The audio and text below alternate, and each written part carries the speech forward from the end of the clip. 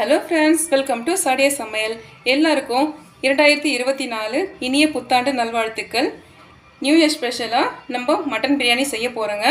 1 kg mutton எடுத்து வச்சுருக்கேன். ஃபுல்லாக க்ளீன் பண்ணி வச்சுருக்கேங்க. இதை செய்யறதுக்கு முன்னாடி சாடியா சமையலுக்கு சப்ஸ்கிரைப் பண்ணாதவங்க சப்ஸ்கிரைப் பண்ணிக்கோங்க. பக்கத்தில் உள்ள பெல் பட்டனையும் கிளிக் பண்ணிக்கோங்க. வாங்க எப்படி செய்யலான்னு பார்த்துடலாம். நம்ம க்ளீன் பண்ணி எடுத்த மட்டன் குக்கரில் சேர்த்துக்கலாம்.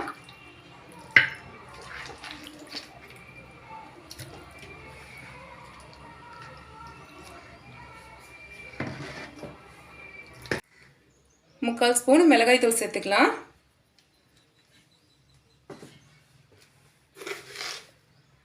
தேவையான அளவு உப்பு சேர்த்துக்கலாம்.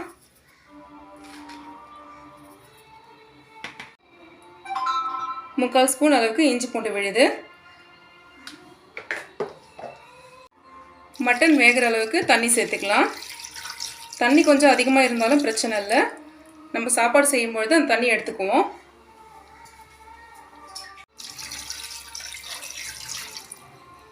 இது கலந்து விட்டு மூடி போட்டு 5 to 6 விசில் போல் விட்டுக்கலாம். 5 விசில் வந்துச்சுங்க. கறி நல்லா வெந்துட்டுருக்கு. இப்போ சாப்பாடு தாளிக்க ஆரம்பிச்சிடலாம்.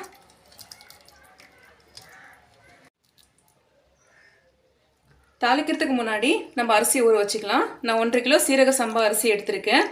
1 கிலோ கறி 1.5 கிலோ அரிசி அளவுக்கு நான் செய்ய போகிறேங்க. தாளிக்க ஆரம்பிச்சிடலாம். பாத்திரம் ஹீட் பண்ணியாச்சுங்க. 300 ml எண்ணெய் விட்டுக்கலாம்.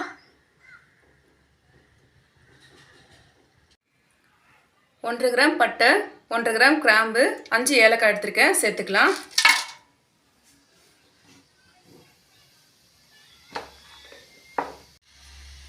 கூடவே 2 பிரியாணி இலை சேர்த்துக்கலாம். பட்டை கிராம்பு பொரிஞ்சதும் கட் பண்ணி எடுத்து 600 கிராம் வெங்காயம் சேர்த்துக்கலாம். நல்லா வதக்கி விட்டுக்கலாம். வெங்காயம் எந்த அளவுக்கு வதங்கி வருதோ அந்த அளவுக்கு பிரியாணி ரொம்ப டேஸ்டியாக இருக்குங்க. நல்லா வதக்கி விட்டுக்கோங்க. 5 பச்சை மிளகாய் லேசாக கீறிட்டு சேர்த்துக்கோங்க. நல்லா கலந்து விட்டுக்கலாம். 1 கிலோ பிரியாணி செய்கிறதா இருந்தால் 400 கிராம் வெங்காயம், 400 கிராம் தக்காளி எடுக்கணுங்க. நான் 1.5 கிலோ அரிசி எடுத்துருக்கிறதுனால 600 கிராம் வெங்காயம், 600 கிராம் தக்காளி எடுத்திருக்கேன். வெங்காயம் நல்லா வதங்கி வரட்டும்.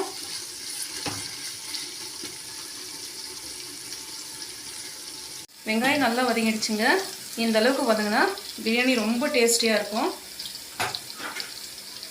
கொத்தமல்லி புதினா சேர்த்துக்கலாங்க.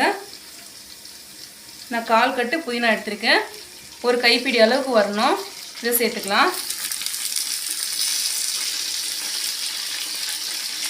கொத்தமல்லி அதே அளவுக்கு இதையும் சேர்த்துக்கலாம்.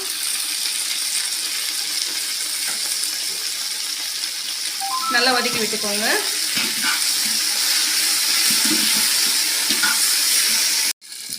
கொத்தமல்லி புதினா நல்லா வதங்கிடுச்சு. இஞ்சி பூண்டு விழுது சேர்த்துக்கலாம். இஞ்சி பூண்டு 2 ஒன்றா சேர்த்து அரைச்சிடுங்க. 200 கிராம் அளவுக்கு இஞ்சி பூண்டு விழுது சேர்த்துக்கலாம். நல்லா கலந்து விட்டுக்கலாம். இஞ்சி பூண்டோட பச்சை வாசனை போகிற வரைக்கும் வதக்கி விட்டுக்கோங்க.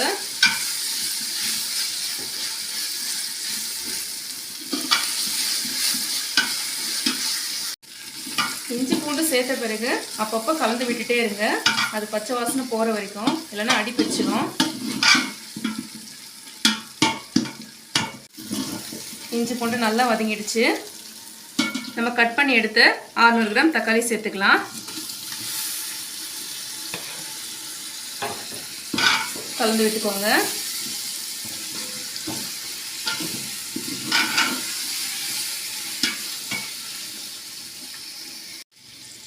தக்காளி வதங்கிறதுக்காக கொஞ்சமாக உப்பு சேர்த்துக்கலாம். கலந்து விட்டு ஒரு 2 நிமிஷம் மூடி போட்டு விடுங்க. தக்காளி நல்லா வெந்து சாஃப்டாகி வந்துடும்.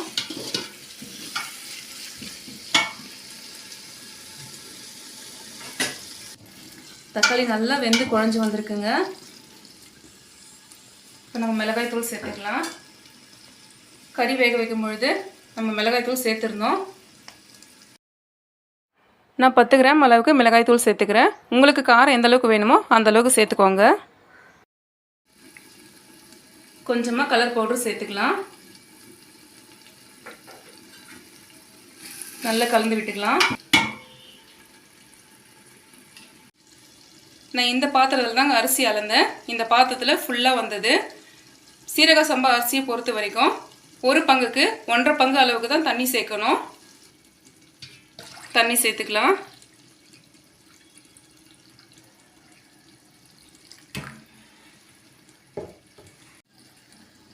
தண்ணி சேர்த்துடலாம்.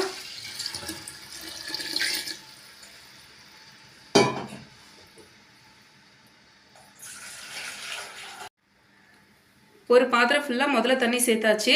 இப்போ அரை பாத்திரம் அளவுக்கு தண்ணி எடுத்துருக்கேன். இதையே சேர்த்துடலாம். நம்ம கறி வேக வைக்கும் போதே உப்பு சேர்த்துருந்தோம். இப்போ உப்பு சரி பார்த்து அளவாக சேர்த்துக்கோங்க. தேவையான அளவு உப்பு சேர்த்துக்கலாம். கலந்து விட்டுக்கலாம்.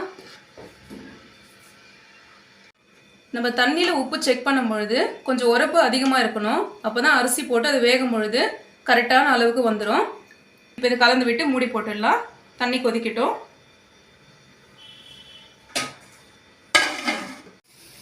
தண்ணி நல்லா கொதிக்குதுங்க. அரிசி சேர்த்துக்கலாம்.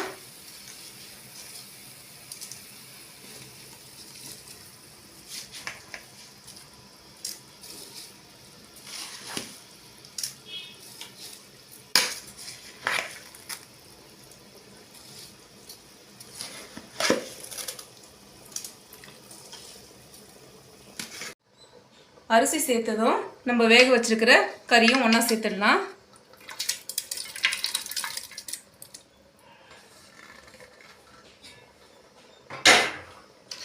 கலந்து விட்டுடலாம். கலந்து விட்டுட்டு ஸ்டவ் வந்து மீடியம் ஃப்ளேமில் வச்சுக்கோங்க. ஹை ஃப்ளேமில் வைக்காதீங்க. இப்போ மூடி போட்டுடலாம்.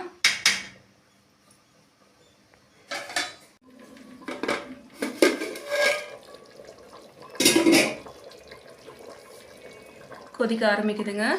ஒரு முறை கலந்து விட்டுக்கலாம்.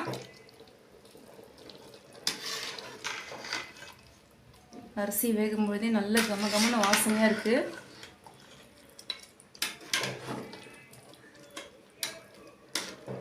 நல்லா வேகட்டும். மூடி போட்டுடலாம்.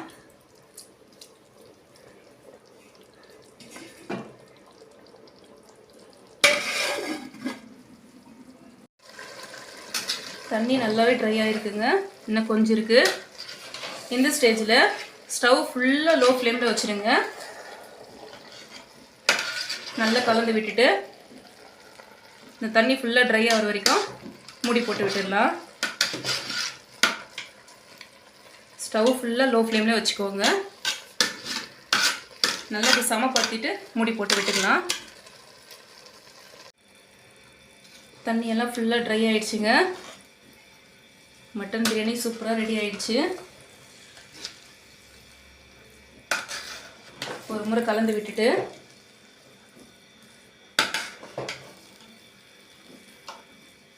அவ்வளோதாங்க. தண்ணி சுத்தமாக இல்லை. எல்லாம் கலந்து விட்டாச்சு. நல்லா அப்படி சமப்படுத்திட்டு இன்னும் ஒரு 10 நிமிஷம் நம்ம தம் போட்டுக்கலாங்க.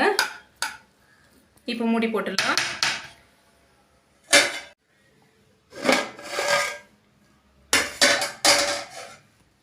10 நிமிஷம் தம் கட்டி சூப்பராக ரெடி ஆகிடுச்சுங்க.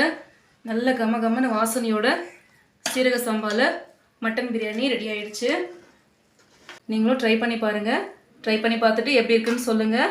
மறக்காமல் சாடே சமையலுக்கு சப்ஸ்கிரைப் பண்ணிக்கோங்க. பக்கத்தில் உள்ள பெல் பட்டனை கிளிக் பண்ணிக்கோங்க.